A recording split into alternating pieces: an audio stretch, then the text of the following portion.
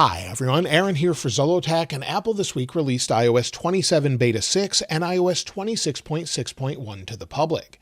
iOS 27 is already on Beta 6 and Public Beta 4, and Apple did a major turnaround this week, rapidly improving iOS 27 from the previous beta. Apple continues focusing on bug fixes, refinement, stability, and improvements in iOS 27, and I can't believe it's less than a month away from public release. In this video, we'll talk about the latest Apple news, some new features, and the overall experience. Not just my experience, but your experience based off the YouTube community poll on the post page, where at the time of this video there's over 14,000 votes and 71 comments. I've gone over all the comments to determine what the update is like for most of us, so be sure to stick around toward the end of the video where I'll read some of your comments as well. Now, Apple Music has now actually said they'll begin labeling AI-generated music to let you know when it was created by AI.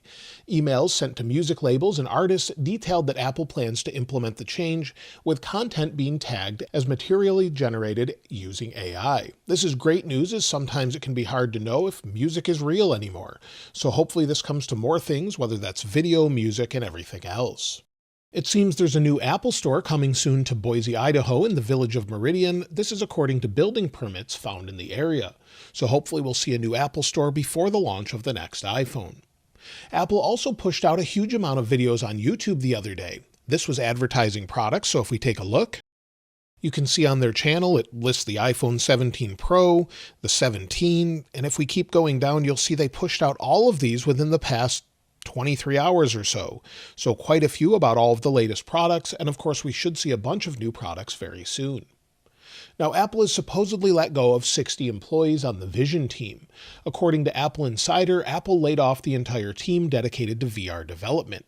Apple's not confirmed this, but this does follow the rumors that the Vision Pro is no longer in development and that future versions have been halted. So we'll have to wait and see what they do there, where Apple supposedly is shifting focus to maybe AR glasses in the future, or just something more similar to Meta glasses.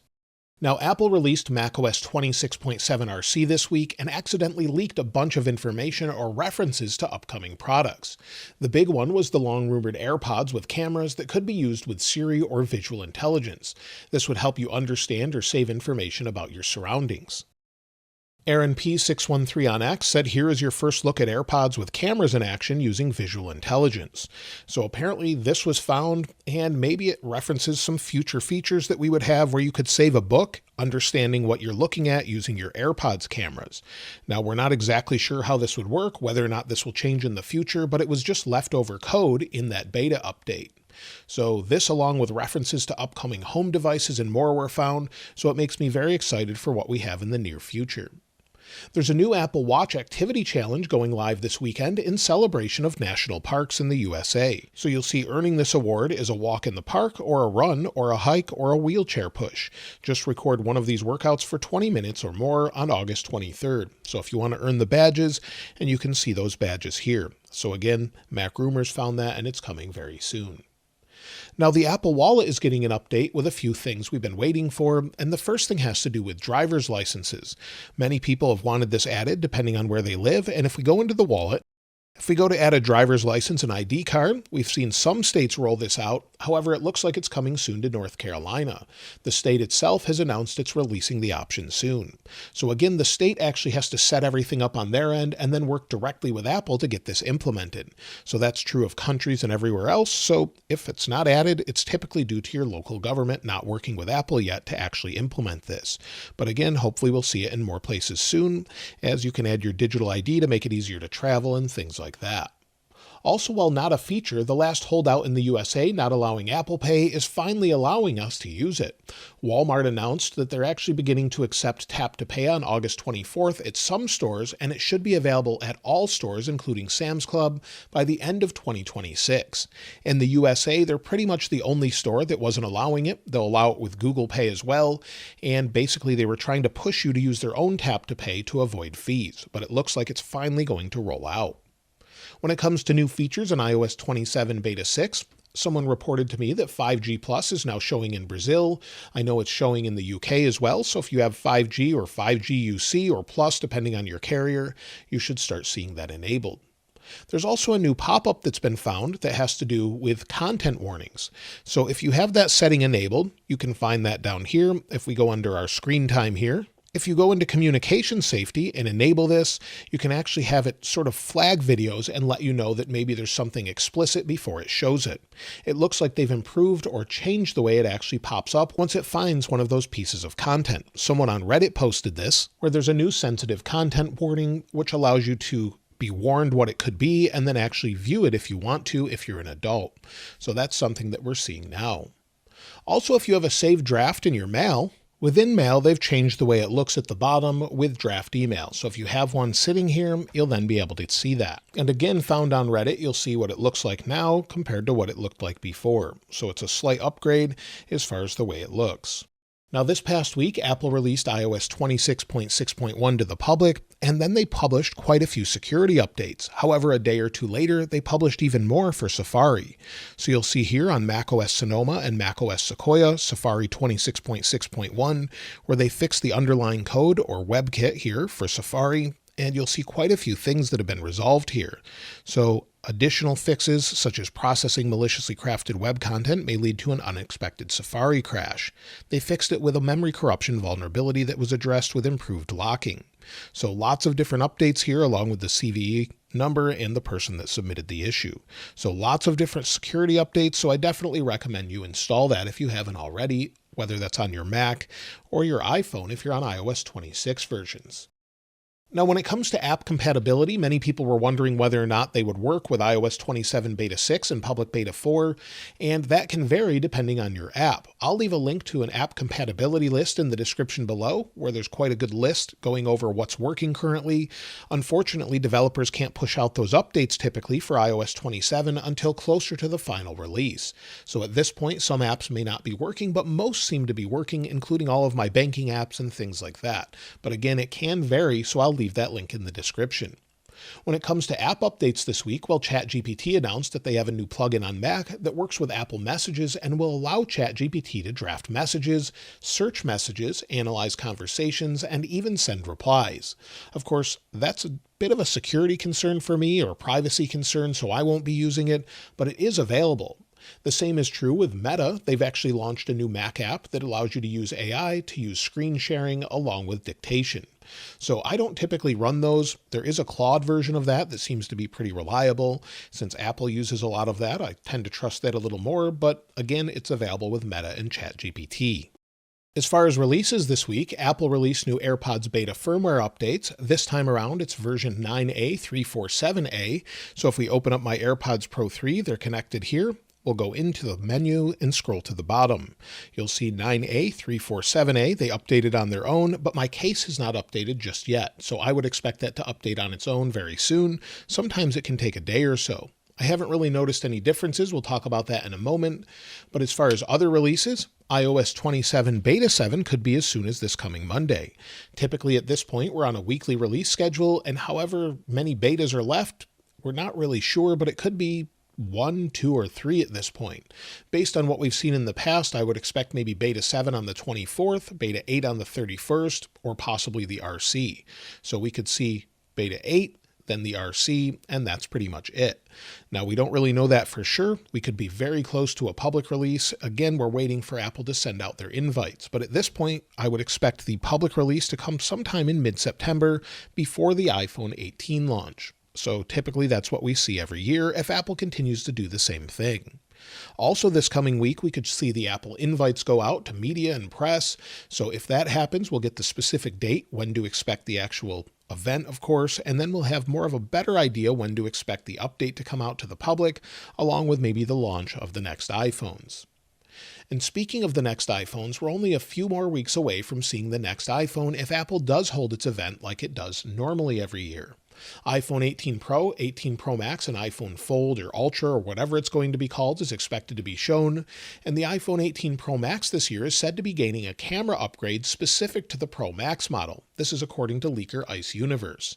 So this has long been rumored that it'll have a variable aperture that would help allowing different light levels in depending on what you're capturing, but the long-rumored variable aperture again could be exclusive to the larger model. We've seen this in the past with the telephoto zoom lens and things like that, so it wouldn't surprise me if they do this again. Now, when it comes to the overall experience, AirPods Pro 3 again have been working well. I used them last night and they seem to be working well. No disconnect issues for me so far. However, editing with the Mac seems to be problematic typically, but that may be because I have quite a few different Bluetooth devices around, but either way, they seem to be connecting. I have seen some people say though with AirPods Pro 2 that they were having disconnects this week. So it seems to be fine on the beta. I think they were on the public version though. And speaking of the beta, when it comes to the overall experience, iOS 27 Beta 6 was a major turnaround. It's extremely smooth. I haven't really seen much lag. If we scroll here, ProMotion is nice and fast. Many of the micro stutters are gone for people, and they fixed that pinned messages bug. I mentioned that in the What's New video, where at the top of your messages, it would sort of overlap your pinned messages. I took a screenshot of that, and before it actually would overlap here, now it seems to be resolved. Also, major issues from Beta 4 and Beta 5 have been fixed. Again, this is a huge step in the right direction. There's better thermal performance, better battery for most. RAM management is much better. So if we go back into YouTube, it didn't reload there. If we go into music, I haven't opened that in a day or so, but if we go back in, things are actually working quite well. If we go back into YouTube again, I'm seeing much better RAM management overall, and indexing took about 12 hours. So anytime you update, we do expect that, but it cleared within about 12 hours for me. CarPlay is working better for most, but it's still dropping out for many, and it's the #1 reported issue based on many of the comments still. Siri for me doesn't really work well with CarPlay, so typically if someone messages me and I try to reply via Siri or via dictation, it doesn't work at all. So hopefully they resolve this. I've seen this from many others. As far as ongoing bugs, well, Siri also seems to struggle with requests at this point. It's getting a little bit better, but sometimes when I ask it to maybe remind me about something, it doesn't understand. Let's see if it works. Remind me that iOS 27 Beta 7 will probably come out on Monday and I need to make a video. Let's see if it gets it or if it doesn't. If it does, it should make a reminder. And of course it works. So sometimes it's great, sometimes it isn't. A few people have said that when they're in settings and in the screen time settings specifically, they'll have this freeze and lock up. I haven't seen this at all so far, but it does seem to be few and far between. Some are also saying that the keyboard doesn't show in messages from time to time, or that the keyboard can be slow in third-party apps. Again, this seems to be on older devices, but in general, it seems to be nice and fast. So if we go into Notes, you'll see it shows up. If we pull down Spotlight Search there, it's showing up. It's working fine for me, and most people are saying the same, but again, there can be issues from time to time. Also, some have mentioned cellular issues, so I haven't seen a whole lot of this, but maybe it's carrier specific, as people on iOS 26.6.1 are saying the same thing this week. So it seems like there could have been some odd issues with some carriers this week. And speaking of iOS 26.6.1, the overall experience seems to be much better. Now, the major issue here is some people cannot update. Basically, they'll go into their settings, go into software update, and then they'll actually go to prepare the update or request the update, and it won't get past request update. So sometimes that just doesn't work. A hard reboot doesn't fix it. A normal reboot, closing out of the app and everything else, doesn't seem to resolve that. Plugging into a computer typically could work, but again, not everyone has that option. Also, those who are on iOS 26.6.1 say it's super fluid, but sometimes there are some micro stutters from time to time. Heat during FaceTime calls seems to be a lot less this time around from those that report it. And again, going in and out of apps, everything seems to be nice and fast. You're just waiting on the internet connection here at this point. But some have seen the weather app crash. I haven't seen it, but we did have some outages this past week with Apple services, so it could be related to that. But again, I wasn't using it during that time, but you may have seen that slight stutter there, and I think they're just waiting for iOS 27 to resolve that. Of course, with the wallpaper dimming bug, it's still there, even on iOS 26. So iOS 26.6.1 on the lock screen, swipe home, and it desaturates. On iOS 27, it's still there, but behaves slightly differently. So again, it's very vibrant on the lock screen, swipe home, it desaturates, then slightly resaturates. So it's definitely something it seems to have changed a little bit. It was gone in the first few betas, but it's back in this one. Hopefully it's fixed by the time it's released, and we can say goodbye to the wallpaper dimming bug. When it comes to iOS 18.7.10, that is only available for phones not supported on iOS 26, unfortunately, and only one person mentioned that they're using it without any issues. So it seems to be pretty good. It was basically a security update.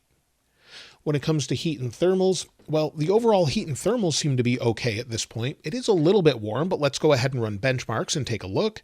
So I'll run them. I haven't run them in a few days, so let's see what we get here with both 26.6.1 and 27 beta 6. So let's let that run. When it's about halfway done, we'll take a look at thermals and then benchmarks. If we take a look at iOS 27 beta 6 on the iPhone 17 Pro Max, we're right around 36 degrees Celsius, maybe 37 in the hottest point. With iOS 26.6.1, it's significantly cooler at the same point on the 17 Pro Max at about 34.5 degrees Celsius. So quite good overall. We're seeing much better thermals with the public release. Benchmarks completed, and we have 3,233 for single core, 8,498 for multi-core on iOS 26.6.1. We're actually seeing lower single-core scores on iOS 27 beta 6 with 3,120 and 8,616 for multi-core, which is actually pretty good. If we take a look at what we had the other day, you'll see it was a little bit higher, and this can vary depending on what you're doing. So right now, maybe something's processing in the background, but overall, they're quite good and well within the margin of error. When it comes to overall battery life, let's go ahead and take a look at that.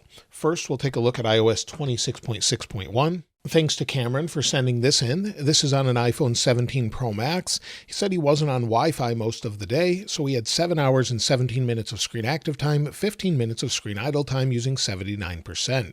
You'll see he did briefly charge in the middle of the day, but that's not too much really, as it bumped it up maybe 5 to 10%.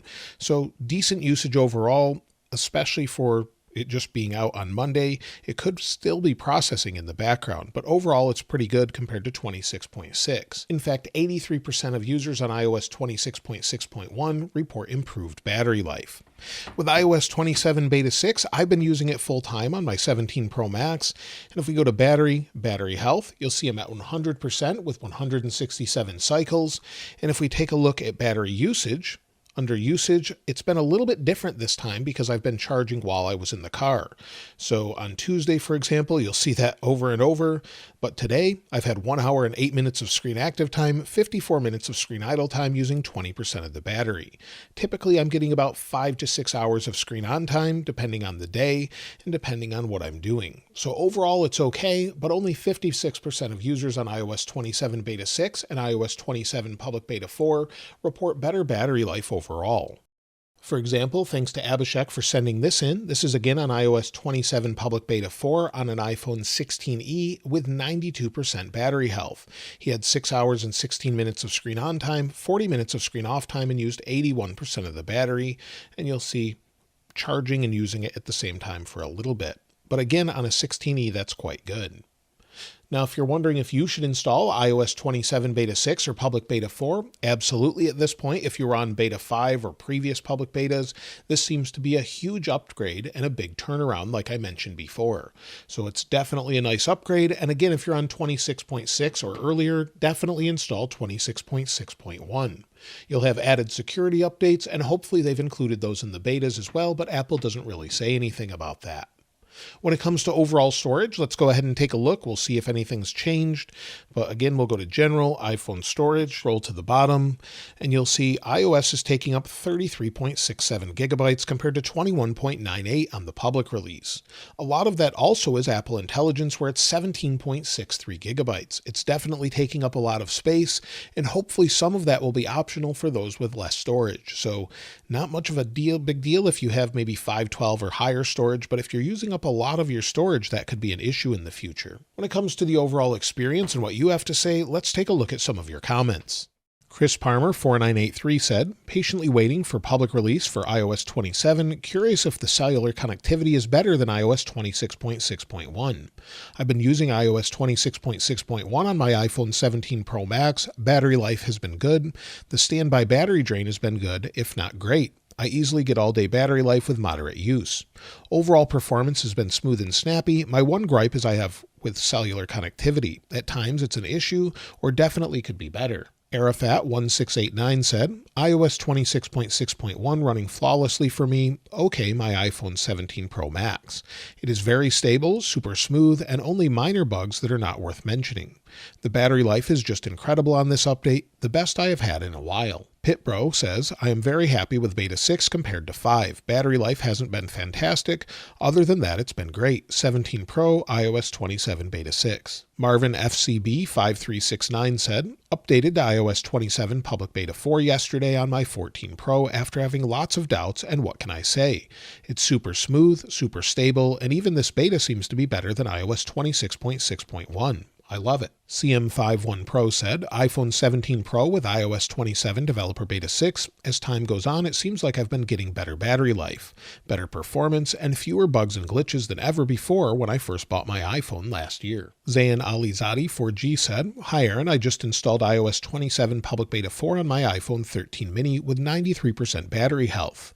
So far, battery usage has gone down by a lot from Developer Beta 5, and the phone feels much more snappy and responsive than iOS 26.5.2. I am very happy with what Apple is doing, and they are responding to my feedback that I have posted in the Feedback Assistant. Heinolf1996 says, I've been using the iOS 27 Public Beta from the start. After updating to Public Beta 3, the battery life on my iPhone 15 Pro was really bad, but Public Beta 4 fixed that. Only thing I've noticed with Public Beta 4 is that Siri has gotten a little bit worse or less intelligent for me, and my phone gets quite a bit hotter under charging than on previous public betas. But iOS 26 fixed my overheating issues while doing regular things, so overall a better experience than the public iOS 26 line for me. Also recently been experiencing that my AirPods Pro 2, not on beta, keep disconnecting to my iPhone while watching videos and during phone calls. With iOS 18.7.10, it just keeps going. Apple continues to provide the updates. However, sadly, there's no support for newer phones, as Apple really wants you to transition to iOS 26 or iOS 27 soon. I would love to see them make those updates available for those that want to stay on the update, keeping things fast as long as there's security updates available. But maybe we'll see that change in the near future, or maybe they'll just push everyone to iOS 27. With iOS 26.6.1, it could finally be the very last one. iOS 26.6.1 seems to address some issues people were having, such as the shortcuts issue I mentioned before with automations not working properly. Those seem to be working, and the overall experience seems to be much improved, but not fully refined. That's where iOS 27 comes in. And at this point, like I mentioned, it's had a huge turnaround, where Apple seems to be back with the updates. Everything is super smooth and fluid, especially for an early beta. Things are nice and smooth. ProMotion is fast. Everything is opening and closing fast with performance. And the general updates just seem to be very good overall. RAM management is generally fixed, and just the experience is much, much better. So I'm glad to see Apple moving this way, where they're really focusing on stability and everything. I just wish they would have done it with iOS 26.